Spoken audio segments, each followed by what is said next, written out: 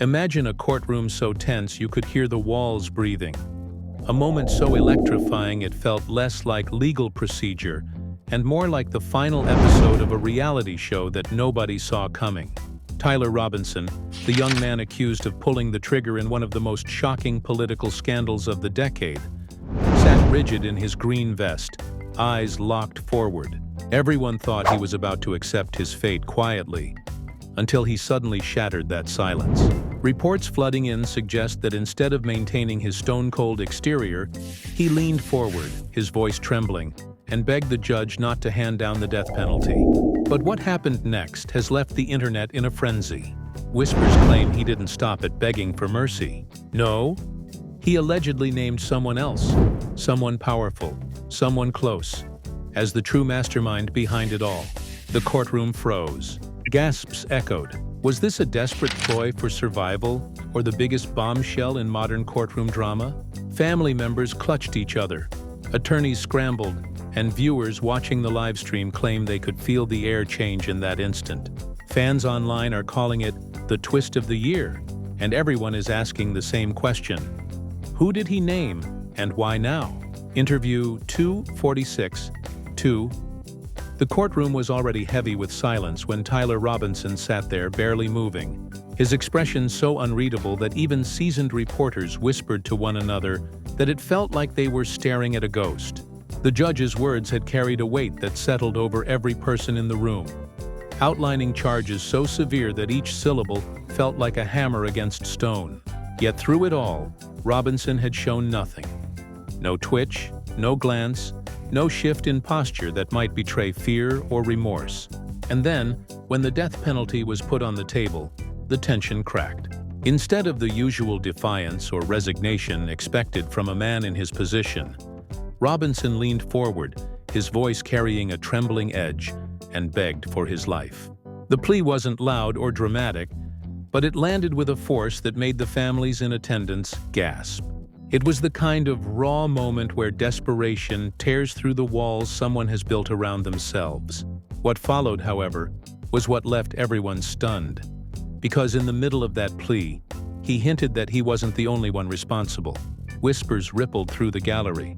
Attorneys shifted in their seats. The idea that there might be another player involved sent shockwaves across the room. Mr. Robinson, you have a right to an attorney. If you cannot afford one, the court can appoint an across the room, shaking what many had assumed was a straightforward case. People close to the victim's family sat frozen, trying to process the words spilling from Robinson's mouth. Erica Kirk, Charlie's widow, kept her eyes locked on the man accused of killing her husband. Her expression was a mix of grief and fury. But there was something else: confusion, maybe even curiosity. Because Robinson wasn't just begging, he was pointing a trembling finger at shadows behind him. The cameras caught every detail, broadcasting to millions who watched from their living rooms as the scene unfolded like the climax of a courtroom thriller. Fans online were already flooding social platforms with theories. Was Robinson trying to save himself by inventing a scapegoat? Or had he just cracked under pressure and revealed a secret no one was prepared to hear? The words settled into the air. The prosecution team exchanged quick glances. They had prepared for resistance, for denial, for maybe even an outburst, but they hadn't planned for a confession that came wrapped in an accusation. Robinson's tone had been shaky, almost pleading, as if each word was being dragged out of him by invisible chains. Yet when he finally spoke the name, when he revealed who he claimed had given the orders, the room went dead still. It wasn't a name of some faceless figure buried deep in criminal circles. It was someone familiar, someone no one expected to be tied to a crime of this magnitude. Gasps broke out like thunderclaps. A few people in the gallery muttered prayers under their breath, while others sat rigid in disbelief, as though their very understanding of the case had been ripped apart in front of them. The judge, seasoned and composed, adjusted his glasses and leaned forward, clearly unsettled by the sudden twist. He reminded the courtroom that accusations in moments of desperation must be treated cautiously, but his calm tone did little to steady the storm, now raging through everyone's minds. Reporters Just for the court's information, we did file just recently, within the last few minutes, a notice of intent to seek the death penalty that was filed by Utah County Attorney Jeff Gray. Reporters typed furiously, their fingers stumbling over keys as they tried to capture what had just happened. Commentators online began speculating wildly, with headlines appearing within minutes, claiming the case had just taken a dark and unexpected turn. Emotions ran high, and the energy of the room shifted from cold detachment to fiery unease. For the family of the accused, who sat quietly in the back row, the moment was unbearable. Robinson's mother clutched her husband's arm so tightly that her knuckles whitened, her lips trembling as though she wanted to scream but couldn't. The father's face was unreadable, the weight of shame and confusion pressing down like a stone on his chest. Relatives exchanged desperate looks, some shaking their heads, others burying their faces in their hands. They had walked into that courtroom bracing for tragedy, but they hadn't expected betrayal to be part of the narrative. To hear their own blood claim there was someone else involved left them shaken to the core. From that instant forward, the courtroom became less about the law and more about drama, secrets, and betrayal unraveling in real time. People demanded answers. Who was this person he had named? What was their connection to Robinson? Why had he waited until now to speak their name? Was this the truth at last, or the desperate gamble of a man clinging to the last thread of hope to avoid execution? Every eye in the room searched for clues. Every gesture dissected, as though hidden meaning could be pulled from the smallest shift of expression. But Robinson gave them nothing more. After the outburst, he sank back into silence, his lips pressed tightly together as if he had already said too much. Interview 7/21/7-35. The prosecution pushed back quickly, their voices sharp, dismissing the claim as a tactic, a calculated move by a man who knew his fate was closing in. They insisted the evidence was overwhelming. The trail of messages, the forensic links, the careful planning that pointed to Robinson alone. Yet even as they spoke with authority, a shadow of doubt. Violent offense committed in the presence of a child aggravating factor, the sentencing judge or the Board of Pardons and Parole shall consider as an aggravating factor in their deliberations that the defendant committed a violent criminal offense. A shadow of doubt lingered in the air, because no matter how confident they sounded, they couldn't erase the shock that had just swept through the courtroom. Defense attorneys seized the moment, leaning into the tension, hinting that perhaps the state had rushed too quickly to paint Robinson as a lone wolf. Their words struck a chord, feeding into the drama of the moment. Fans watching online described it as a scene ripped straight out of a movie, where a twist suddenly changes everything you thought you knew. Outside the courthouse, chaos erupted. Reporters shouted over one another, eager to break the story first. Crowds that had gathered with signs demanding justice now buzzed with uncertainty. Some shouted that Robinson was lying, that he was trying to manipulate the system, while others wondered aloud if the shocking accusation might hold a sliver of truth. On social media, hashtags surged within minutes. Clips of the moment he begged and named a supposed mastermind were looped endlessly, dissected frame by armchair detectives. People argued over the slight tremor in his voice, the flicker in his eyes, the way his lips tightened as though he regretted speaking. Every detail became a clue, every pause an opportunity for speculation. Yet inside the courtroom, the judge finally banged the gavel, calling for order, his voice firm but tinged with the weight of what had just been unleashed.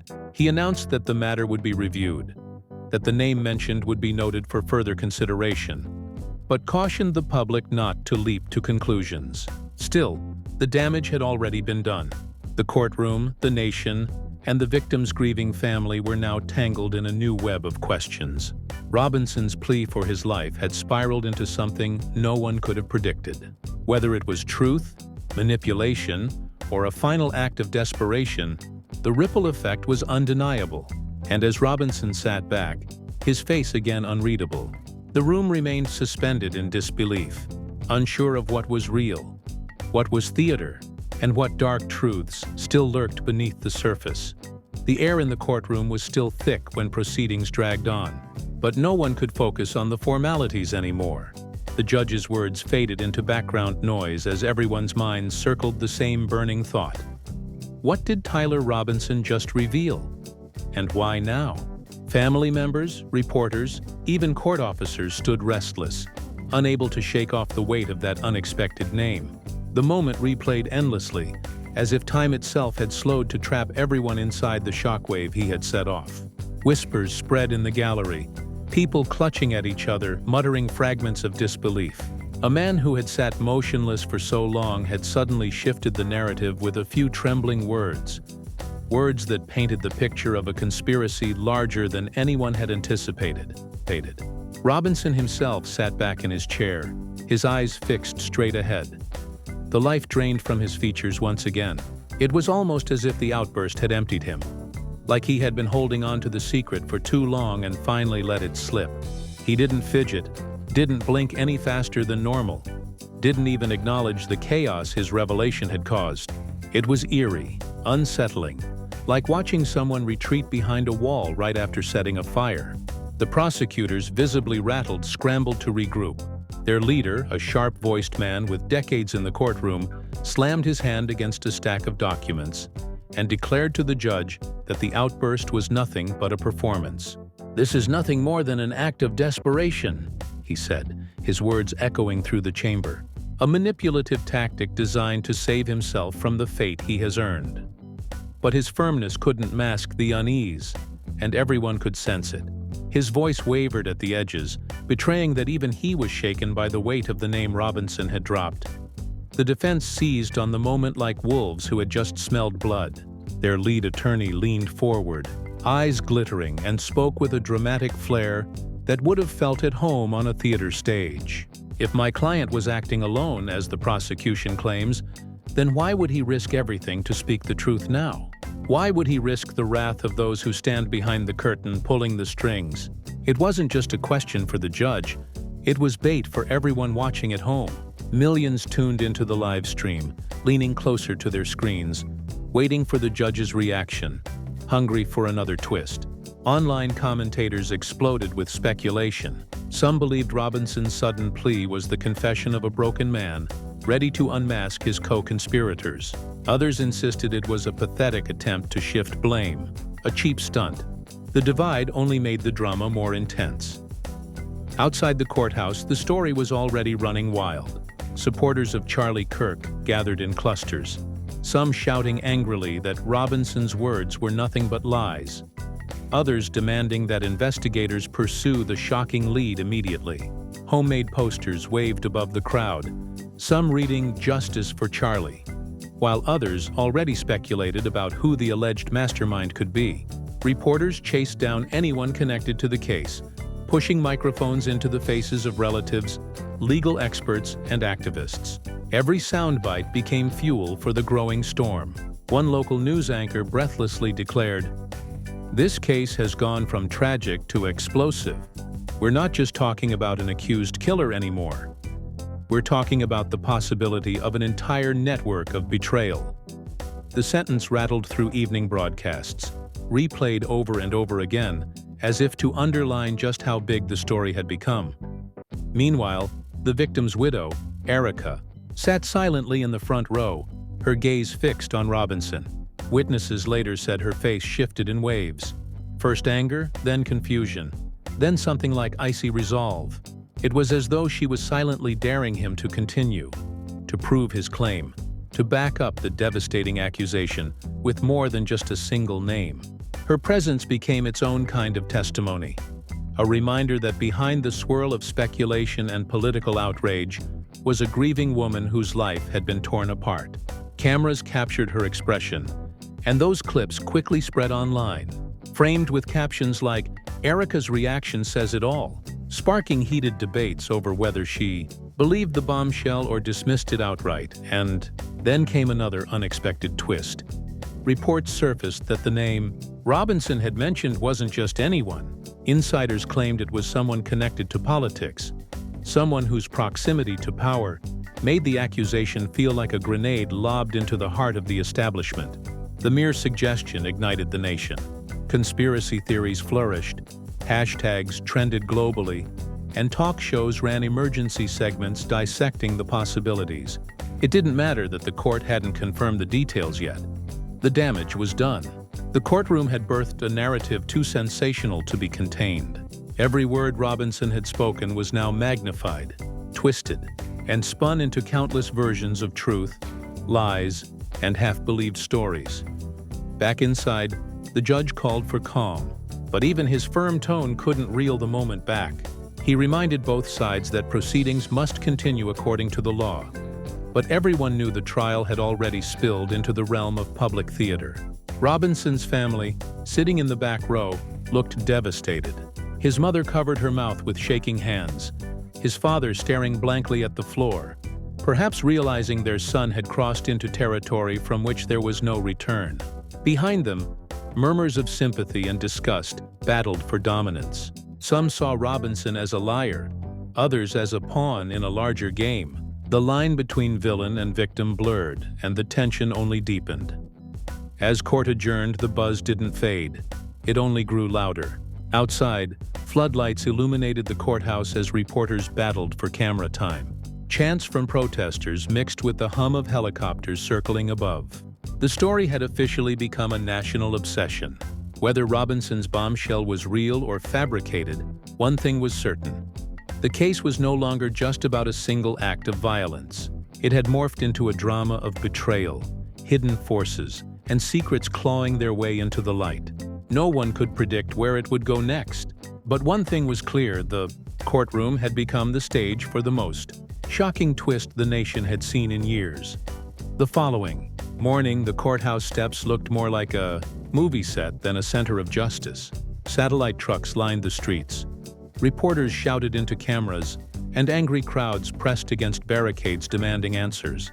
Overnight, the name Tyler Robinson had spoken had transformed from a courtroom whisper into a national firestorm. Pundits dissected it on every channel, each insisting their interpretation was correct. Some called it a desperate bluff.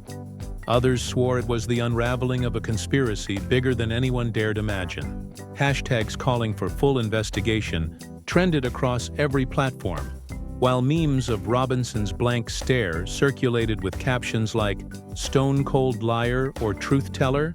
The nation couldn't decide, and that was exactly what kept everyone hooked. Inside Robinson's cell, sources claimed he barely spoke, staring at the walls like he had nothing left to give. Guards described him as distant, unresponsive, like he had already accepted his fate. But the weight of his words had sparked chaos outside. Prosecutors were bombarded with calls from journalists, politicians, and even former law enforcement demanding clarification. Was the accusation real? Would they follow the lead? Or was it nothing more than the performance of a man on the brink? One insider hinted that investigators had quietly begun reviewing old communications and files tied to the name Robinson mentioned. But no one dared confirm it publicly. The silence only fueled speculation, making the mystery feel even more dangerous. The Kirk family released a brief statement, their voices tight with grief and anger. "We will not be distracted," Erica said, her words sharp and unwavering. "We know who pulled the trigger, and we trust justice will be served." But even in her defiance, viewers noticed the flicker in her eyes during her televised appearance. Was it doubt? Was it pain? Fans replayed her video thousands of times, arguing endlessly in the comments. Some claimed she was hiding shock. Others said she was simply exhausted from grief. Whatever the truth, her words did little to stop the wave of intrigue building across the country. Back in the courtroom, hearings resumed with even higher tension. Every seat was filled, and every camera lens was trained on Robinson, waiting for him to speak again. The defense leaned heavily into his shocking claim, painting him as a pawn in a dangerous game. "Our client has revealed what the prosecution refuses to see," his lawyer argued, pacing theatrically before the bench. "This is not just about one man with a rifle. This is about power, influence, and betrayal that reaches far beyond this room." The judge tried to keep control, but the atmosphere had changed. This was no longer a trial in the traditional sense.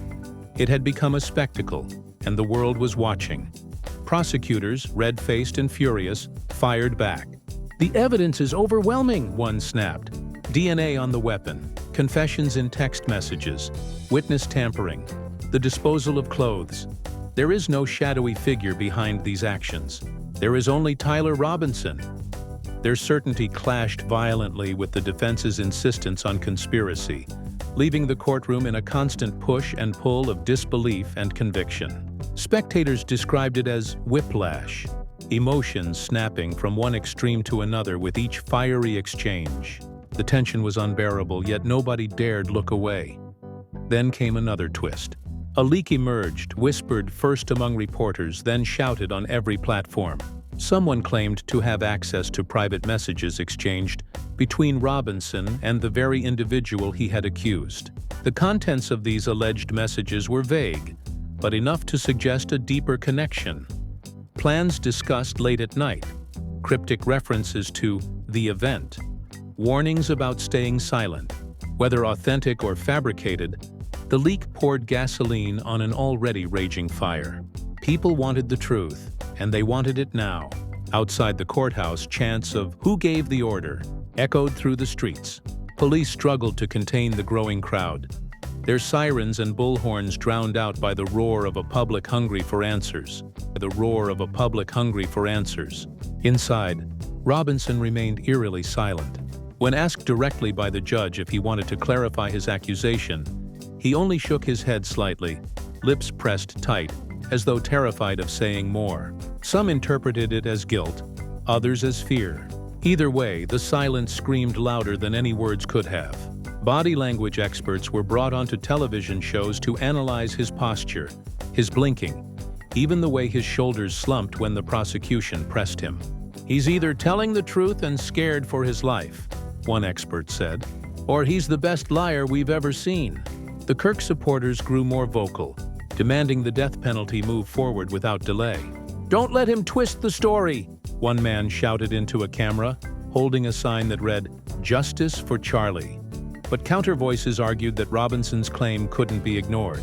"If there's even a chance he's telling the truth, the state has to investigate," said another protester. The divide grew deeper. Families and friends split over whether Robinson's words were the final act of a guilty man or the first hint of a truth too explosive to contain. And so the trial, which once seemed straightforward, now spiraled into a labyrinth of accusations, half-truths, and uncertainty. Each hearing ended not with clarity, but with more questions, leaving everyone restless. Reporters described it as a soap opera scripted by fate itself, while fans online compared it to a never-ending series finale, the kind that leaves you screaming at the screen because nothing makes sense anymore. The courtroom had become the stage of America's greatest drama, and Tyler Robinson was at the center, silent, unreadable, and possibly holding on to secrets that could shatter everything. The courthouse by now had turned into the epicenter of a storm that felt impossible to contain. Every time Tyler Robinson was wheeled into that stark virtual chamber, millions tuned in, waiting for another crack in his stone facade. What had begun as a trial over a single horrific act had mutated into a national obsession filled with betrayal, mystery, and the unbearable question of who else might have been involved. Commentators didn't just treat it as legal news anymore. Late-night hosts, talk radio personalities, and reality TV bloggers dissected it like it was the finale of a season everyone was addicted to. Strangers argued in grocery stores. Families at dinner tables fell silent when someone mentioned his name. And fans online kept repeating one thing: when will he speak again? Inside the Kirk household, the fallout was tearing through every corner of their private grief. Erica Kirk, though now the public face of strength, reportedly struggled behind closed doors. Friends whispered that she alternated between fiery anger and crushing sadness. One moment she would be organizing strategies for her late husband's organization, and the next she'd break down sobbing, unable to comprehend why the man accused of murdering Charlie had suddenly painted a picture of something larger. Her family stood divided. Some demanded that Robinson's claim be treated as manipulation. Others whispered that maybe, just maybe, he hadn't acted alone. The pain of uncertainty weighed as heavily as the pain of loss. It was a cruel twist, forcing them to grieve while wrestling with doubt. Meanwhile, Robinson's own family spiraled under the spotlight.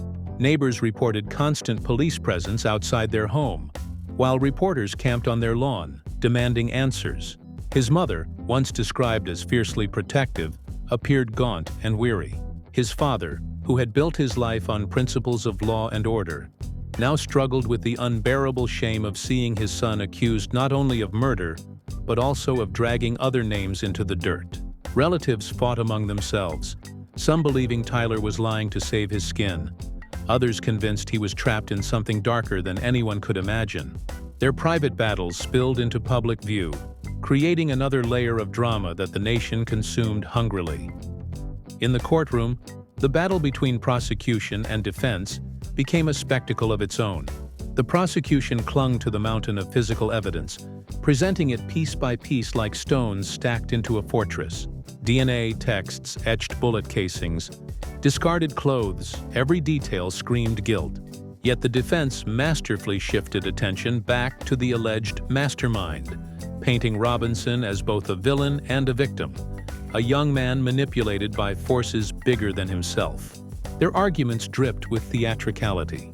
"This is not the story of a lone gunman," one attorney declared, pacing dramatically before the bench. "This is the story of betrayal, of secrets hidden in plain sight, and of a pawn sacrificed to protect a king." The words echoed in the chamber, stirring the gallery into murmurs and drawing sharp objections from the prosecution. It was less a trial now and more a stage play, with each side performing to an audience of millions. Outside the courthouse, protesters clashed in the streets. One side screamed for immediate execution, waving signs with Charlie Kirk's face. The other side demanded investigation into the new lead, chanting, "Who gave the order?" Police lines strained to keep the groups apart, but skirmishes broke out nightly. Every news broadcast opened with footage of shouting matches, scuffles, and emotional breakdowns. Ordinary citizens became part of the story, their rage and confusion feeding the ever-growing narrative. One clip went viral of a young woman sobbing into the camera, screaming, "If he's lying, fry him. But if he's not, then we're all being played." It summed up the fever gripping the nation. Nobody knew what to believe anymore, but everyone felt they were on the brink of something catastrophic. Then came the most explosive twist yet. A leaked audio recording surfaced, allegedly capturing Robinson in conversation with someone whose voice matched the very name he had dropped in court. The tape was grainy, filled with static, but the words were unmistakable. Discussions of timing, location, and warnings about what would happen if the plan was exposed. Instantly, the internet erupted. Was it authentic? Had the accused just been vindicated? Or was this another fabrication staged by his supporters? Experts were dragged onto television to analyze every syllable of the audio, debating pitch, cadence, and background noise. The leak sent shockwaves through the prosecution, who rushed to denounce it as manipulated. Yet the damage was irreversible. The possibility that Robinson's claim had substance now loomed over every headline, every conversation, every sleepless night for those closest to the case. Back in his cell, Robinson remained quiet, refusing to comment. His silence only deepened the mystery. Was he protecting himself from further danger? Was he waiting for leverage? Or was he simply basking in the chaos he had unleashed? Whatever his reasons, his refusal to clarify turned him into both villain and martyr in the eyes of the public. Online, fans split into camps, with some hailing him as a whistleblower too scared to tell the whole truth, and others branding him a manipulator enjoying the attention. Through it all, the judge struggled to keep proceedings steady, but even he couldn't deny the case had spiraled beyond the walls of his courtroom. He issued stern warnings about speculation and leaks, yet the drama had already burst into the open. Politicians seized on the story, activists weaponized it, and media outlets milked every angle. The death penalty trial that was supposed to be straightforward had become a circus of betrayal, conspiracy, and emotional devastation. Families torn apart, supporters clashing in the streets, and a nation glued to every twist. This was no longer just about guilt or innocence. This was about a story too sensational, too dramatic, and too explosive to let go.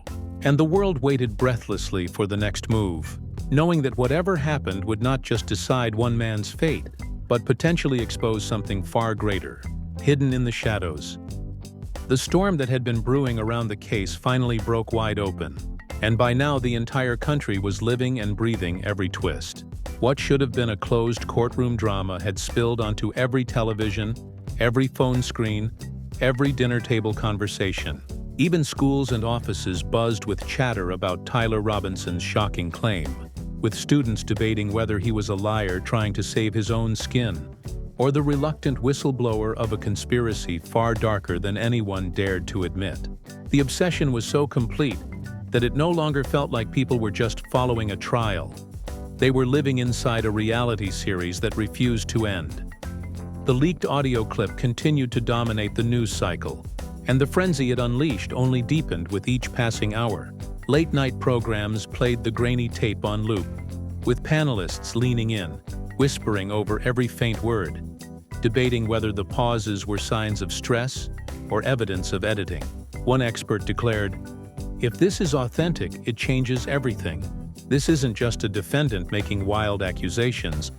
This could prove someone else's hand was on the trigger, even if indirectly." But another shot back instantly. "It's too convenient, too perfectly timed. This is theater, pure and simple." Their voices clashed across the screen, mirroring the arguments now tearing through homes across the country. In the Kirk household, grief turned to rage. Erica Kirk, now the face of her late husband's movement, delivered a fiery address to supporters. Her voice quivered but never broke. "Don't let lies distract us," she declared, standing before a sea of flashing cameras. "The man who took Charlie from us is right there, and he will not escape justice." Cheers erupted, but even in that moment of defiance, a shadow lingered. Some viewers swore her eyes betrayed doubt, that her fierce words masked the haunting possibility that Robinson's bombshell might hold a sliver of truth. And that haunting possibility was exactly what kept millions glued to the unfolding spectacle. Robinson's family, meanwhile, was crumbling under the glare of the spotlight. His mother was seen leaving their home in tears, chased by reporters demanding to know if she believed her son's claims. His father, usually stoic, broke his silence with a brief, shaky statement. "We don't know what to believe anymore." The confession only fanned the flames, painting a picture of a family caught between loyalty, shame, and fear. Cousins, aunts, and distant relatives were dragged into interviews, each offering conflicting accounts. Some describing Robinson as a quiet young man who must have been manipulated, others insisting he had a hidden side none of them saw. The contradictions only fueled the narrative that something much larger was at play. Back in court, the prosecution came armed with fresh fire, determined to seize control of a story slipping from their grasp. They unveiled new details: security footage tracking Robinson's every move before and after the shooting, messages retrieved from a hidden folder on his phone, and forensic experts who described the meticulous planning behind the act. "This is not the work of someone under orders," one prosecutor thundered. "This is the work of a man who chose, prepared, and executed a plan with chilling precision." Their words rang with authority, yet the seed of doubt planted by Robinson's plea remained rooted in the minds of the audience. The more they insisted he acted alone, the more people wondered why they seemed so desperate to shut down the possibility of another hand pulling the strings. The defense countered with equal drama, suggesting that the new evidence didn't disprove the existence of a mastermind. It reinforced it. "Look at the planning, the precision," the defense attorney argued passionately. "Does this sound like the work of a disorganized 22-year-old acting alone? Or does it look like someone was guiding him every step of the way?" Gasps rippled through the gallery. And once again the courtroom felt less like a place of justice, and more like a stage for dueling performances. Each word, each gesture, each glare between attorneys fed the frenzy outside, where millions dissected every detail as though their lives depended on it. And then came the most stunning revelation yet. An anonymous source claiming to be tied to law enforcement leaked a series of photographs, images that allegedly showed Robinson in the company of the very person he had accused. The photos were grainy, taken from a distance, but they depicted two figures walking side by side, heads bent together, as if sharing secrets. Were they authentic? Staged? Photoshopped? Nobody could say for certain, but the impact was immediate. Social media erupted, hashtags exploded, and even mainstream networks couldn't resist running the images, disclaimers, or not. The courtroom had birthed one scandal, and now the internet had multiplied it tenfold. By nightfall, the nation was split in two. Some demanded the death penalty without delay, convinced Robinson was playing an elaborate game to cheat justice. Others insisted the leaks proved his claims, that executing him might silence the only man willing to expose a conspiracy hiding in plain sight. Protests grew louder. Police barricades groaned under pressure, and politicians took to podiums, each spinning the narrative to fit their agenda. The case had ballooned into something bigger than any courtroom could contain. It wasn't just about guilt or innocence anymore. It was about trust, betrayal, and the terrifying possibility that the truth was far more complicated than anyone wanted to admit. And through it all, Tyler Robinson remained silent, his expression unchanged, as if he alone understood the chaos he had unleashed. Some said he was broken, others said he was calculating. But one thing was certain. The nation was hanging on his every breath, waiting, fearing, and desperate for the next twist that might either confirm the conspiracy of the decade or prove once and for all that this was the performance of a lifetime. By the time the next hearing rolled around, the courthouse was drowning in chaos. People had camped overnight, lining the sidewalks with signs, cameras, and chants that never seemed to stop. Reporters compared it to a festival of outrage. Except this festival pulsed with grief, anger, and a hunger for truth that no one could satisfy. Every news station ran countdown clocks, treating Robinson's return to the courtroom like the kickoff of a championship game. The air smelled of tension, fear, and spectacle. And when the doors opened, the crowd surged as though history itself was about to unfold inside those walls. Inside, the atmosphere was suffocating. Every seat was filled, every eye locked on the young man in the green vest who had turned a straightforward death penalty case into a nationwide obsession. Robinson sat motionless again, his face a mask, but the silence around him wasn't the calm of detachment anymore. It was the silence of a ticking bomb. The judge entered, the gavel struck, and the room fell into an uneasy stillness. Everyone waited for another explosion of words, another bombshell like the one that had sent shockwaves through the world just days earlier. The prosecution wasted no time. They opened with blistering force, determined to tear down the credibility of the so-called mastermind claim. Charts, videos, timelines, they rolled out evidence like an army marching into battle. "This man acted alone," the lead prosecutor bellowed, his voice reverberating off the walls. "And no amount of last-minute finger-pointing will erase the fact that his DNA, his handwriting, and his messages tie him directly to this crime." He pointed directly at Robinson, his finger like an arrow, and the gallery erupted with murmurs. The certainty in his voice might have swayed some, but others only grew more suspicious. Why were they so desperate to silence the accusation instead of chasing it? The defense countered with equal theatrics, their attorney stalking the floor like a predator ready to strike. "Ladies and gentlemen," he said slowly, savoring each word, "we've seen the leaks, we've heard the audio, we've watched the photographs spread across the nation. Are we to believe that every shred of this is coincidence? Are we to believe the state when it tells us to close our eyes and ears to the possibility that someone else stands behind my client?" His words landed with weight, sending chills through the gallery. Spectators shifted uneasily in their seats. Reporters scribbled furiously. And even the judge looked momentarily unsettled by the intensity of the performance. Then came the twist that no one could have predicted. A witness, previously kept under wraps, was called forward by the defense. The gallery buzzed like a hive as the figure approached the stand.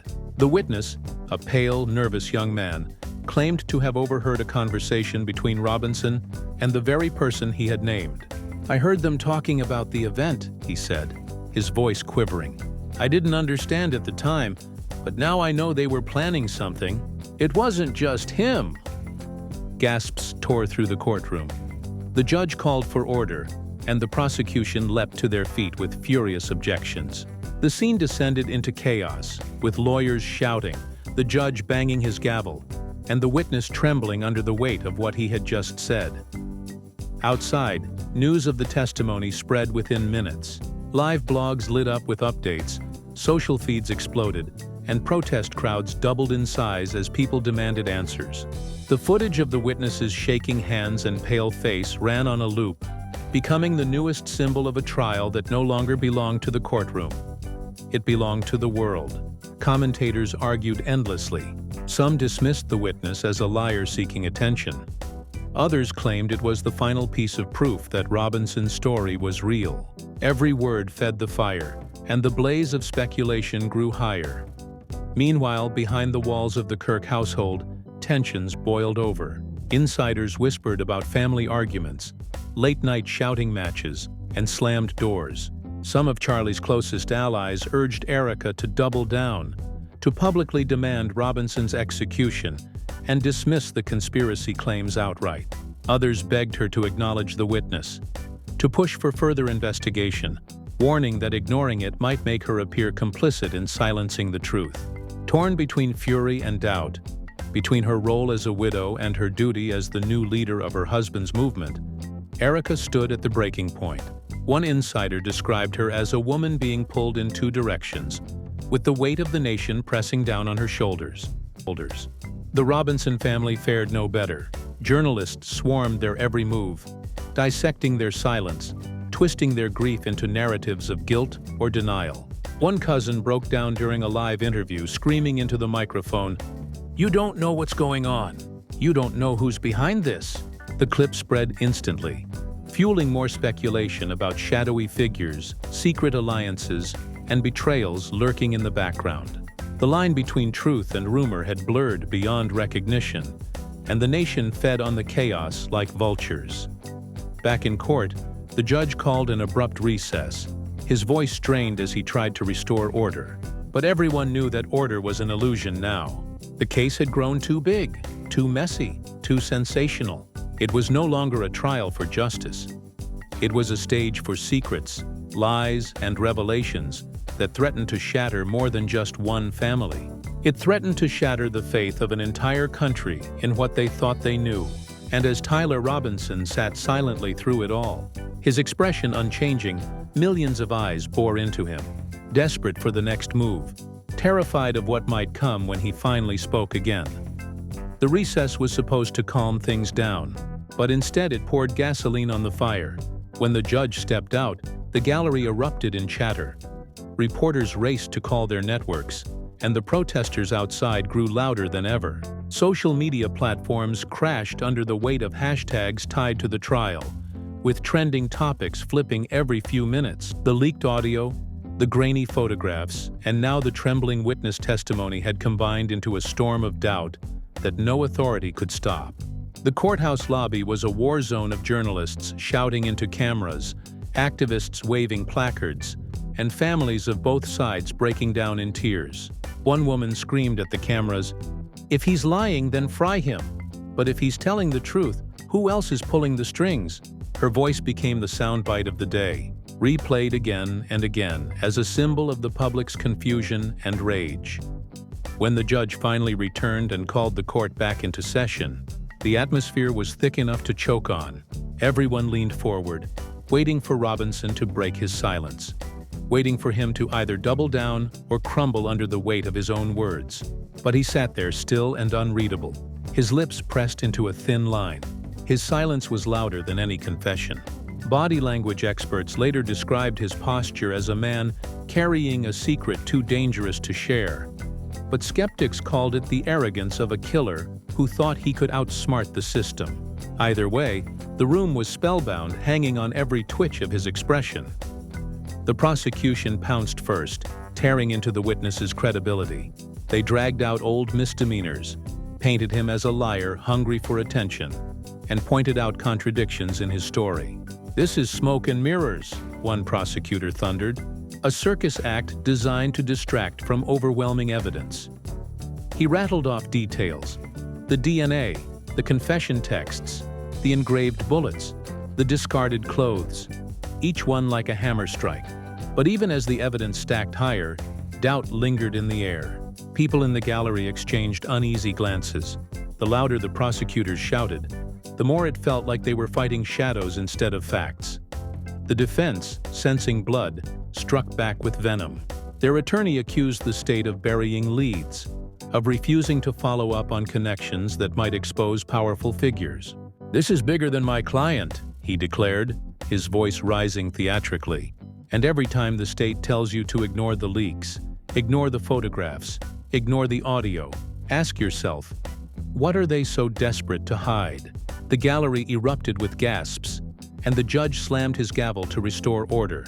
But the damage was already done. The courtroom wasn't just a place of law anymore.